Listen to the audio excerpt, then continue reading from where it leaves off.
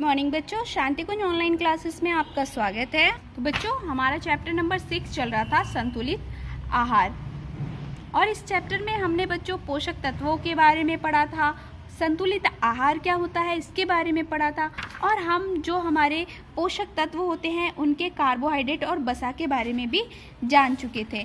आज हम पढ़ेंगे प्रोटीन। तो आज प्रोटीन के बारे में पढ़ते हैं, ये कैसा पोषक तत्व होता है और ये हमें कहाँ से मिलता है। ओके, तो बच्चों, प्रोटीन ऊर्जादायक और शरीर निर्माण करने वाला भोज्य पदार्थ है और हमारे शरीर की वृद्धि के लिए नई कोशिकाओं की आवश्यकता होती है, ये हमें पता है ना। तो जो हमारे प्रोटीन होती है, इससे क्या होता है कि हमारा शरीर अच्छा सा, जो हम कहते हैं ना बॉडी बिल्डिंग बनना है, तो वो कौन सा मटेरियल है, वो प्रोटीन होता है, और इससे हमारे शरीर की ग्रोथ होती है। अगर आप अच्छी प्रोटीन्स लेंगे तो आप जल्दी ही बड़े हो जाएंगे और आप बहुत ज़्यादा इंटेलिजेंट भी हो जाएंगे। अब हमारी बॉडी की जो कोशिकाएं होती हैं, उनकी वृद्धि के लिए हमें क्या चाहिए होगा, प्रोटीन चाहिए होगा। प्रोटीन हमारे शरीर के विकास और मरम्मत के लिए आवश्यक होता है। मरम्मत का मतलब बच्चों ऐसे है कि जैसे अगर आपको सपोज कभी चोट लग जाए तो उसको जल्दी से ठीक करना है, तो वो कैसे होगा, अगर आप अच्छी प्रोटीन्स लेते हैं तो उससे हमारी चोट बहुत जल्दी सही हो जाएगी। और ये हमें कहाँ से मिलता है, ये आपको जब आप दालें खाओगे वहाँ से मिलता है। ज़्यादातर बच्चे दाल खाना नहीं पसंद करते हैं, बट आपको खानी चाहिए, क्योंकि जो बच्चे दाल खाते हैं उनके अंदर प्रोटीन जाती है और उससे वो जल्दी बड़े हो जाते हैं। ओके, तो दालें खानी चाहिए, मांस खाना चाहिए, अंडे, मछली, पनीर, मुर्गे का मांस, हरी पत्तीदार सब्जियां, ये सभी प्रोटीन दायक भोज्य पदार्थ हैं, तो ये आपको खाने चाहिए। ओके बच्चों, अब है विटामिन्स। अब ये विटामिन्स आपको कहाँ से मिलती हैं और ये क्या होता है, चलिए इसके बारे में जानते हैं। हमारे शरीर को विटामिन्स की बहुत कम मात्रा की आवश्यकता होती है। ये हमारी विभिन्न रोगों से रक्षा करते हैं, ये हमारी हड्डियों और त्वचा को स्वस्थ रखते हैं, ये हमारे शरीर की प्रतिरोधक क्षमता को भी बढ़ाते हैं।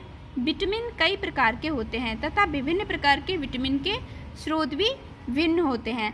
अब विटामिन्स क्या होते हैं, वैसे तो हमारी बॉडी को इनकी ज़्यादा ज़रूरत नहीं होती, तो इसीलिए हम इन्हें थोड़ा थोड़ा करके खाते हैं। जैसे नींबू में मिल गया आपको विटामिन्स, ये क्या करते हैं, ये हमारे शरीर में रोगों से हमारी रक्षा करते हैं, यानी हमें जल्दी बीमार नहीं होने देते, और साथ ही हमारी स्किन को भी अच्छा रखते हैं।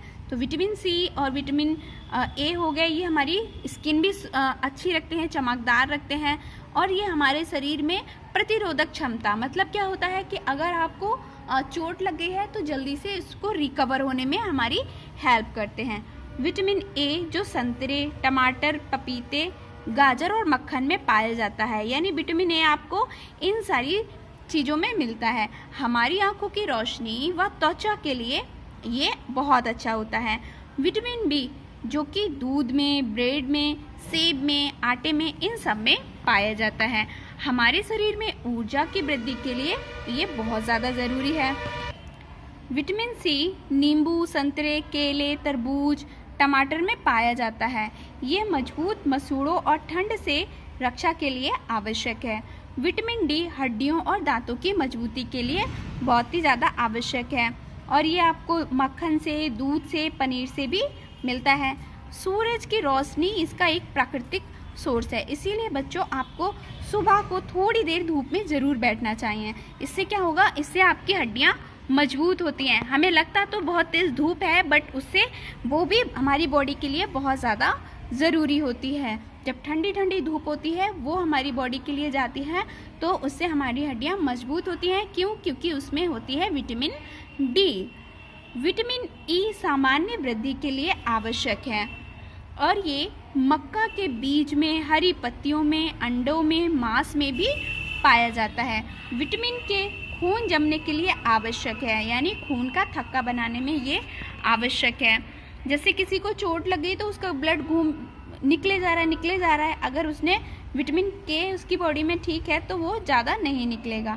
ये पालक, गोभी, मछली, दूध में पाया जाता है। तो ये सारे रिसोर्सेस हैं आपके विटामिन्स के, तो ये सारी चीज़ें आप खाएंगे तो आपके शरीर में विटामिन्स अवेलेबल रहेंगी और इससे आप हेल्दी रहेंगे। अब आपका होमवर्क है, आपको करने हैं रिक्त स्थानों की पूर्ति। देखिए पहला प्रश्न है, पोषक तत्वों से युक्त भोजन संतुलित भोजन कहलाता है। सेकंड है, शारीरिक श्रम करने वालों को कार्बोहाइड्रेट युक्त भोजन करना चाहिए। क्वेश्चन नंबर 3 है, तेलों में काफ़ी मात्रा में वसा पाया जाता है। क्वेश्चन नंबर 4 है, प्रोटीन युक्त भोजन से शरीर की वृद्धि होती है। और 5 है, भाप से पकाए गए भोजन के पोषक तत्व नष्ट नहीं होते, इसीलिए खाना कम कुक करके खाना चाहिए। ओवर कुकिंग से खाने के जो पोषक तत्व होते हैं वो नष्ट हो जाते हैं, इसीलिए भाप से जो भोजन बनाए जाते हैं उनके पोषक तत्व उसमें विद्यमान होते हैं, वो खराब नहीं होते हैं। तो बच्चों इतना होमवर्क आपको अपनी कॉपी में अच्छे से कर लेना है। नेक्स्ट क्लास में हम इसका आगे का चैप्टर कंटिन्यू करेंगे। ओके बच्चों, तब तक अपना ख्याल रखना। Bye bye.